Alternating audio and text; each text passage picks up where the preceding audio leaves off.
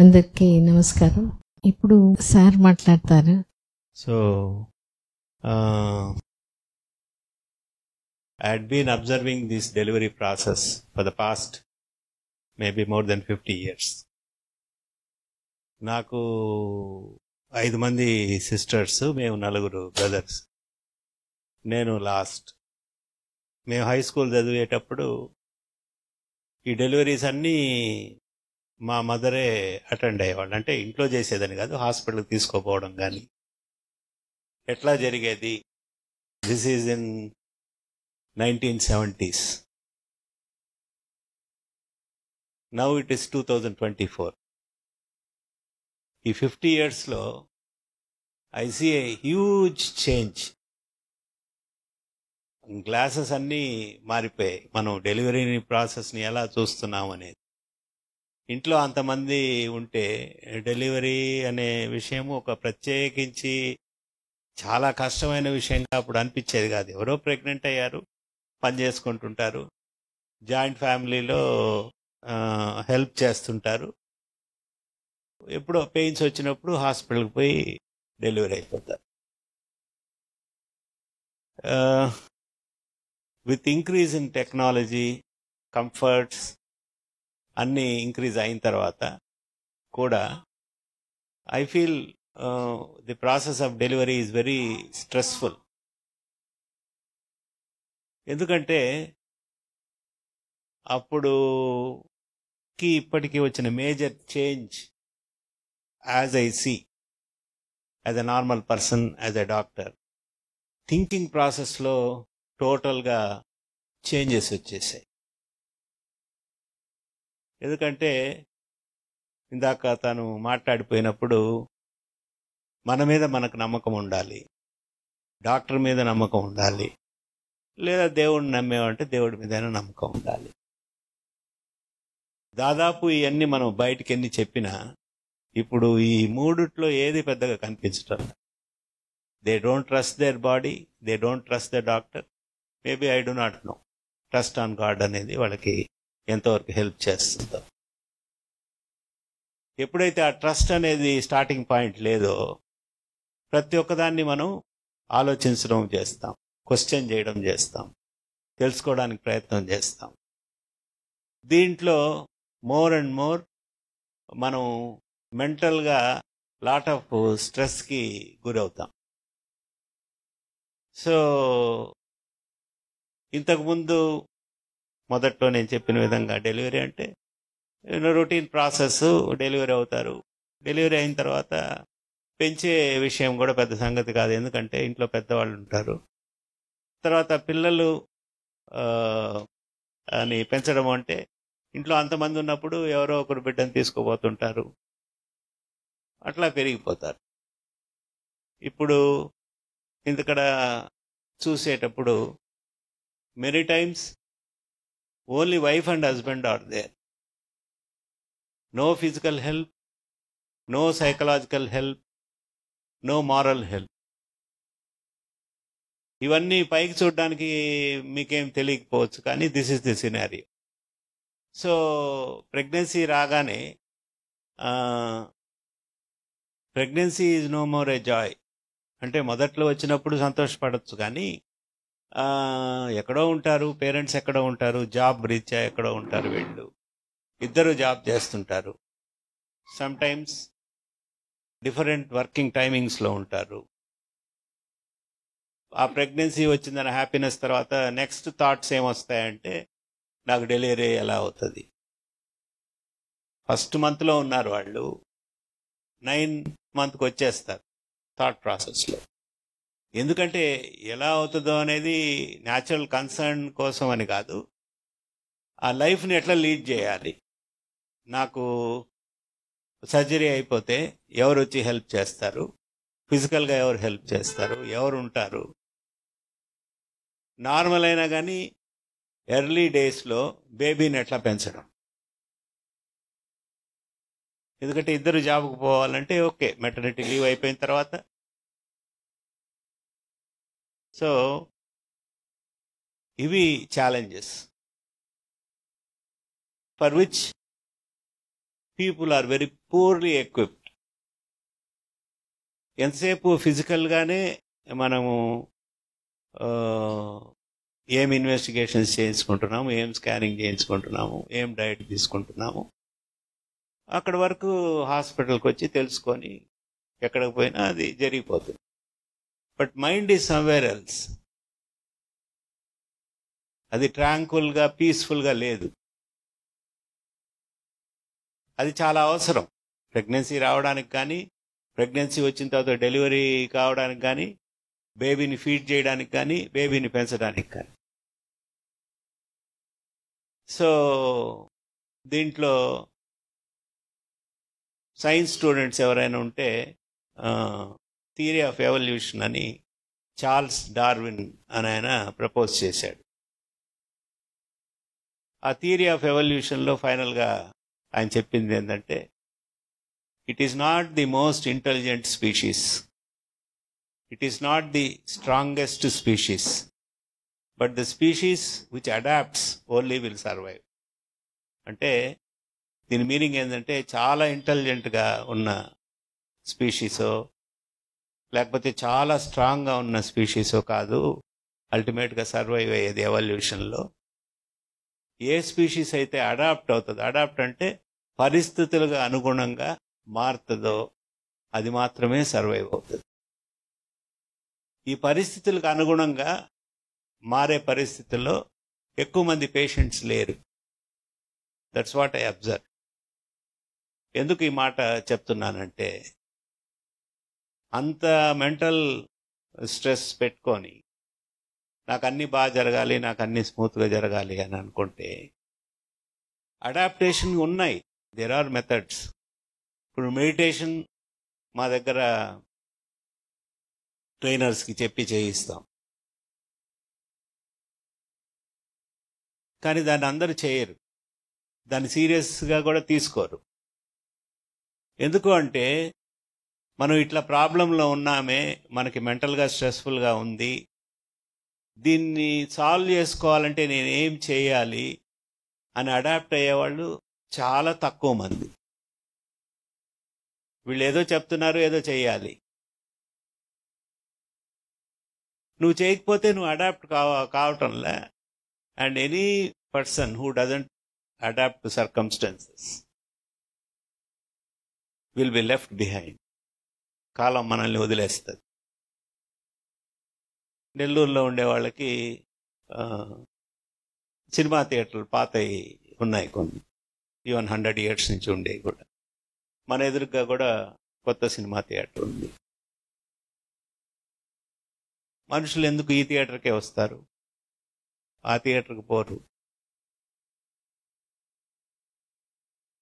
ఎందుకు పాత థియేటర్కి వెళ్ళరు? మిమ్మల్ని అడుగుతున్నాను. పాత థియేటర్లు 100 సంవత్సరాలకు ఉండే థియేటర్లు కూడా ఉన్నాయి నెల్లూరులో నియర్లీ. కొత్త థియేటర్కి ఎందుకు వెళ్తారు? ఏమ్మా? Comfort changes. సో ఇంకొన్ని రోజుల తర్వాత ఆ పాత థియేటర్లు మూసేస్తారు. ఎందుకు? Because they are not adapting. Pregnancy and delivery ప్రాసెస్లో కూడా as mothers you have to adapt. ఒకప్పుడు less then maybe 50 years back అంటే ఒక 20%, 10% కూడా ఉండుండరు వర్కింగ్ ఉమెన్. ఇప్పుడు నాకు తెలిసి more than 50 to 60% are working. So ఈ 50-60% వర్కింగ్ అంటే they have to work at home, they have to work at the workplace. So ఫిజికల్గా మెంటల్గా ఆ స్ట్రెయిన్ అనేది ఉంటుంది. వాటన్నిటిని హ్యాండిల్ చేయడానికి మనం ఏమన్నా అడాప్ట్ చేసుకుంటున్నామా అంటే నెగటివ్గానే వస్తుంది ఆన్సర్. సో మనము సైకలాజికల్గా ప్రిపేర్ కావాలి అని అంటే ఇక్కడ చెప్పే విషయాల్లో ఈ వీడియోస్ చూడండి అని చెప్తాం. సో దీంట్లో వీడియోస్ అంటే అదర్స్ ఎక్స్పీరియన్సెస్ నుంచి మీరు తెలుసుకోవడం, ప్లస్ మిమ్మల్ని మీరు ప్రిపేర్ చేసుకోవడం బై వే ఆఫ్ మెడిటేషన్. ఇవన్నీ you are better equipped for the delivery process. తర్వాత హస్బెండ్స్ అయితే మేబీ ఇగ్నోరెన్స్ ఉండొచ్చు, దాని గురించి డిస్కషన్స్ ఎక్కువ లేకుండా ఉండొచ్చు. Pregnancy is something related to the mother or women. So pregnancy వచ్చిన తర్వాత వాళ్ళ పని వాళ్ళు చేసుకుంటారు. హస్బెండ్ రోల్ ఏముంటుంది అనే విధంగానే మెజారిటీ నేను చూసేది. చైల్డ్ డెవలప్మెంట్లో మోర్ దెన్ 50% హస్బెండ్ రోల్ ఉంటుంది డ్యూరింగ్ ప్రెగ్నెన్సీ. ఇది ఎట్లా అంటే the relationship between husband and wife ఎంత బాగుంటే that will influence the development of the child. Mother will feel secure, naturally that is passed on to the child. ఇంకా వాళ్ళకు కూడా చెప్తాం మీరు కూడా వీడియోస్ చూడండి అని.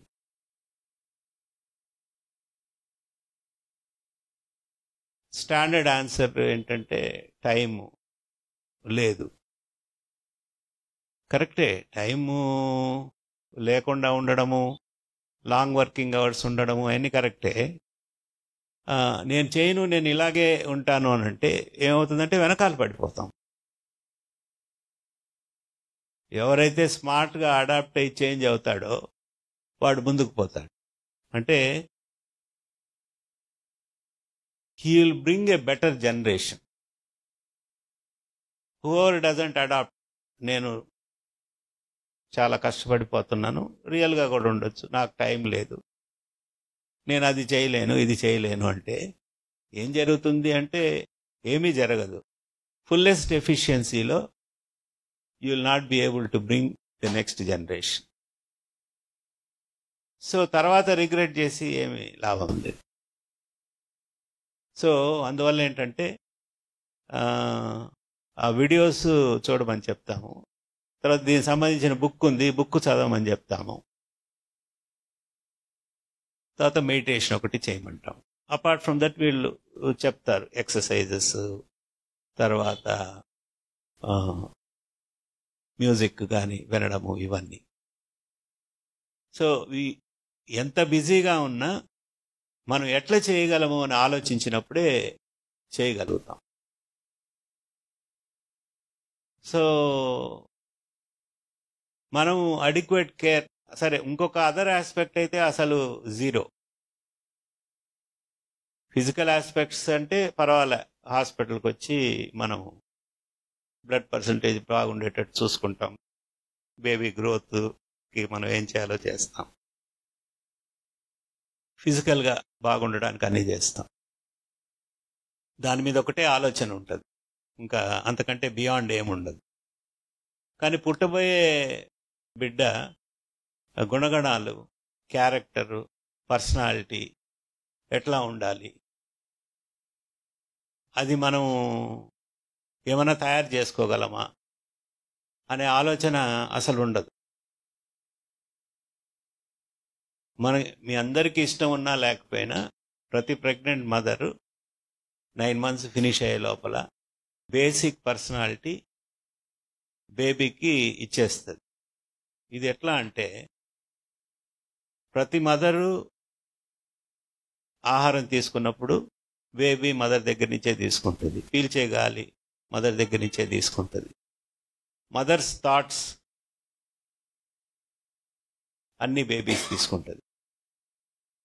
సో ప్రిడామినెంట్ థాట్స్ ఏముంటాయో ఆ ఇంప్రెషన్స్ బేబీ పర్సనాలిటీని ఫామ్ చేస్తారు.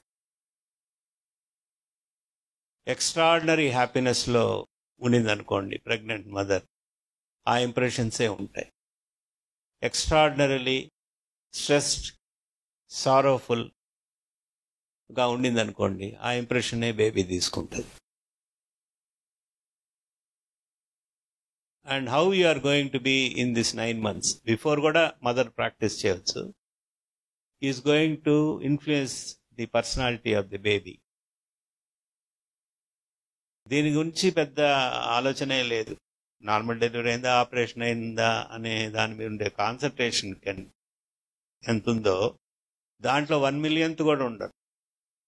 నాకు పుట్టబోయే బిడ్డ మా ఫాదర్ లాగా ఉండాలన్నా, మా మదర్ లాగా, అంటే గ్రేట్ క్వాలిటీస్ ఏమన్నా ఉంటాయి. లేకపోతే సుభాష్ చంద్రబోస్ లాగా ఉండాలన్నా, వివేకానంద లాగా ఉండాలి. That's quite possible. ఎందుకంటే mother is the only person who influences the child during pregnancy, because both of them are connected. So మనం ప్రపంచంలో గొప్ప వ్యక్తులు జీవిత చరిత్రలు ఎవరిది చదివినా 90% ఆఫ్ ది పీపుల్ వాళ్ళ బయోగ్రఫీస్ కానీ ఆటోబయోగ్రఫీస్లో కానీ నేను ఇట్లా ఉండడానికి మా తల్లిదండ్రులు కారణం, మోర్ దెన్ 90%. దాంట్లో మదర్ కారణం. సో అంటే వాళ్ళంతా దేవర్ నాట్ యాక్సిడెంటలీ బాండ్, ఏదో దేవుడు అట్లా పుట్టించాడని కాదు, వాళ్ళ మదర్స్ పుట్టించారు. ఆ అవకాశం దేవుడు వాళ్ళకే ఇచ్చాడా, అందరికి ఇచ్చాడా ఏమనుకుంటున్నా? సో అందరికి ఇచ్చినప్పుడు మనం ఉపయోగించుకోకపోతే ఎవరిది తప్పు? ఒకటి. రెండో విషయం, ఇది చాలాసార్లు చెప్తుంటాను నేను, మన సమాజం అంటే ఇండియానే కాదు, ప్రపంచంలో అసమానతలు ఉన్నాయా లేవా? ఇన్ఈక్వాలిటీస్ ఉన్నాయా లేవా? ఉన్నాయి. సో డెఫినెట్గా ఉన్నాయి. ఏ దేశంలో కానీ, ఏ రాష్ట్రం కానీ, ఏ కమ్యూనిటీలో కానీ హ్యావ్స్, హ్యావ్ నాట్స్ చాలా విషయాల్లో ఉన్నాయి. అసమానతలు ఉండడం అంటే ఏంటి? సపోజ్ ఆర్థిక పరిస్థితి బాగాలేకుండా మా పేరెంట్స్ నన్ను చదివించలేకపోయారు అని ఎంతోమంది పెద్ద ఇంత చెప్తుంటారు. అదే వాళ్ళ పేరెంట్స్ బాగా ఫైనాన్షియలీ సౌండ్ అయింటే they would have supported. That means both those families are not equal. కానీ ఒక గ్రేట్ చైల్డ్ని ప్రొడ్యూస్ చేయడానికి, గొప్ప వ్యక్తికి జన్మనివ్వాలంటే ఏం క్వాలిఫికేషన్స్ కావాలి మదర్కి?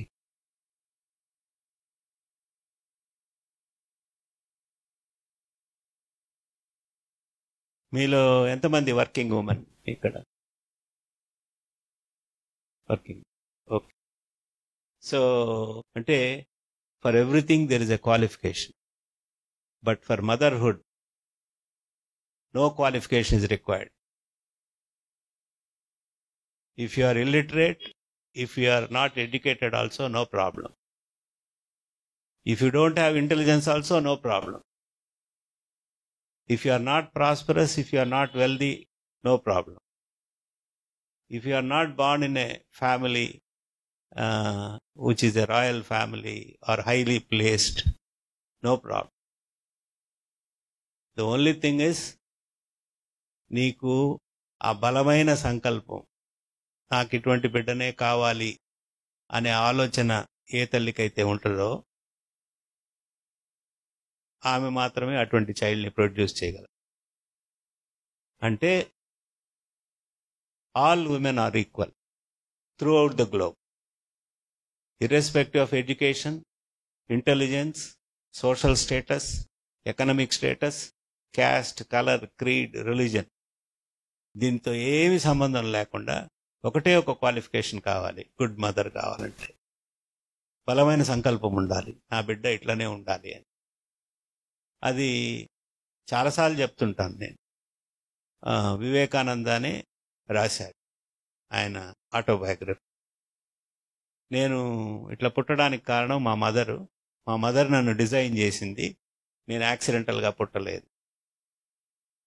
నాలో ఏం క్వాలిటీస్ ఇవన్నీ ఉన్నాయో అన్నీ మా మదర్ ఇచ్చినాయి. అట్లానే మనం నమ్మినా నమ్మకపోయినా ప్రపంచంలో ఉండే గొప్ప వ్యక్తుల జీవిత చరిత్రలు చదివినప్పుడు వాళ్ళందరూ కూడా అదే చెప్తున్నారు. మనం రాయమని చెప్పలే వాళ్ళని. సో అటువంటి ఆపర్చునిటీ మీకు ఇప్పుడు ఉంది. అటువంటి అవకాశాన్ని ఎంత బాగా మీరు ఉపయోగించుకుంటారు అనేది మీ చేతిలో ఉంది. సో ఫిజికల్గా మనం ఎట్లున్నాం, మన హెల్త్ ఎట్లుంది, డెలివరీ ఎలా అవుతుంది అనేది ఒక ఆస్పెక్ట్ అయితే, ఎటువంటి చైల్డ్కి మనం జన్మనివ్వబోతున్నాము అటువంటి చైల్డ్ని ఇవ్వడానికి ఆల్ కేపబిలిటీస్ మనలోనే ఉన్నాయి. మనం అనుకుంటే ఏదైనా చేయగలము అనే ఇన్ఫర్మేషన్ ఫస్ట్ మీరు తెలుసుకోండి. తెలుసుకున్నప్పుడు మీరు ఇవన్నీ చేస్తే మీరు ఎలా కావాలనుకుంటారో ఆ స్ట్రాంగ్ ఇంటెన్షన్ ఉన్నప్పుడు అలాగే పుడతారు పిల్లలు.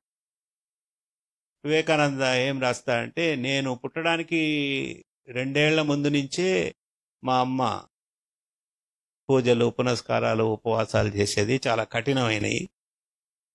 అంటే ఏమిటి అర్థం? ఆ థాట్ ప్రాసెస్లో, అదే థాట్ ప్రాసెస్లో ఉంది ఆమె. నాకు ఎటువంటి బిడ్డ కావాలి, ఆ బిడ్డకి ఎటువంటి క్వాలిటీస్ ఉండాలి అనే ఆలోచనలోనే ఆయన పుట్టేదానికి 2 ఏళ్ల ముందు నుంచి ఉంది. ఇంకా న్యాచురల్గా ప్రెగ్నెన్సీలో కూడా అలాగే ఉంటుంది. సో దీనికంతా ఏమైనా డబ్బు ఖర్చు అవుతుందా? ఆలోచించడానికి, స్ట్రాంగ్ ఇంటెన్షన్ ఉండడానికి. సో ఇప్పుడు మనం జనరల్గా కూడా అబ్జర్వ్ చేస్తే, ఇప్పుడు ఎగ్జిస్టింగ్ కూడా crime and violence is so much. Everybody is insecure. బయటికి పోతే ఎవరికి ఏమవుతుందో, ఎప్పుడు ఏమవుతుందో తెలియదు. ఎందువల్లంటే అది మనుషుల వల్లే. ఆ మనుషులుని ఎవరు ప్రొడ్యూస్ చేశారు? మదర్సే ప్రొడ్యూస్ చేశారు. ఓకే, ఎడ్యుకేషను, సమాజము ఇవన్నీ ఇన్ఫ్లుయెన్స్ చేస్తాయి. బట్ బేసిక్ బ్లూ ప్రింట్ ఎవరు ఇచ్చారు? మదర్. చాలా సందర్భాల్లో అంటే ఇట్స్ అంటే ఈ కాలము ఇంతే అని అనుకోవాలి. ప్రెగ్నెంట్ మదర్స్ని ఎవరినైనా కొన్నిసార్లు అడిగినప్పుడు, కొద్దిగా హౌస్ వైఫ్స్గా ఉండేవాళ్ళలో ఏం చేస్తున్నారు అని అంటే, ఇంట్లో పని ఉంటుంది కదా, చేస్తూ ఉంటారు. మిగతా టైంలో ఏం చేస్తున్నారు అని అంటే, టీవీ చూస్తున్నాను, ఫోన్ చూస్తున్నాను. మంచిదే, టీవీలో ఎట్లా ఉపయోగించుకోవాలో మనకు తెలిస్తే అది మంచిదే. బట్ నీ లోపల చైల్డ్ అవుట్ సైడ్ వరల్డ్ని మీ ద్వారా చూస్తుంది. మీరేం చూస్తున్నారో, మీరేం వింటున్నారో, మీరేం ఆలోచిస్తున్నారో డైరెక్ట్గా బేబీ రిసీవ్ చేసుకుంటుంది. సో కాల్డ్ మన ఈ అడ్వర్టైజ్మెంట్ మీడియంస్లో వచ్చే యాక్టివిటీస్ అన్నీ మోస్ట్ ఆఫ్ ది థింగ్స్ నెగటివ్గా మన బ్రెయిన్ని ఇంపాక్ట్ చేసేవి ఉంటాయి. క్రైమ్, వయలెన్స్, హేట్రెడ్, జెలసీ, ఒకరినొకరు ఎట్లా డిస్ట్రాయ్ చేశారు. So majority of the themes ఇవే ఉంటాయి. మంచివి కూడా ఉంటాయి, కానీ మనం అంత సెలెక్టివ్గా చూసే అవకాశం ఉండదు. అటు పెడితే ఏదొస్తే అది చూస్తాం. గొప్పగా ఆలోచించకపోయినా ఇదైనా తగ్గించండి. అన్నెసరీ థింగ్స్తో మన మైండ్ని డంప్ చేసుకుంటే అది ఎక్కడికి పోదు. మీ బేబీకి రీచ్ అవ్వాల్సిందే. There is no other option. So కాబట్టి అట్లీస్ట్ ఇక్కడికి వచ్చి విన్నవాళ్ళైనా మీరు ఉపయోగించుకొని ప్రెగ్నెన్సీలో ఎలా ఉండాలి అనేది మీ బ్రదరో, సిస్టర్ ఇన్ లానో మీరు ఎవరు మంచి అయితే కోరుకుంటారో వాళ్ళకి చెప్పండి. ఎందుకు ఈ మాట చెప్తున్నాను అని అంటే, చెప్పేవాళ్ళు లేరు, వినేవాళ్ళు కూడా లేరు. సో అందువల్ల ఏంటంటే ఈ ప్రెగ్నెన్సీ 9 months అనేది, అందుకనే మా దగ్గరకు వచ్చిన పేషెంట్స్ని కొందరు చూస్తే ఎంత వండర్ఫుల్గా ఈ 9 monthsని వీళ్ళు యూటిలైజ్ చేసుకుంటున్నారు, వాళ్ళ బేబీ కోసం ఎంత తపన పడుతున్నారు, ఏమేమి యాక్టివిటీస్ వీళ్ళు చేస్తున్నారు, ఇవన్నీ మీరు వీడియోస్లో కొందరు చేసింది చూసినప్పుడు మీకు అర్థమవుతుంది. సో కాకపోతే లిమిటింగ్ ఫ్యాక్టర్స్ ఏంటంటే, women are also equally employed, they don't have time. That is an important factor. చాలామందికి టైం ఉండటం లేదు. అయినా ఎలా చేయాలి, ఎంతవరకు చేయగలము అని తెలుసుకొని మీరు ఇవన్నీ చేస్తే మీకు కావలసిన విధంగా మీ పిల్లలు ఉంటారు. ఓకే అమ్మా, థ్యాంక్ యూ. థ్యాంక్స్.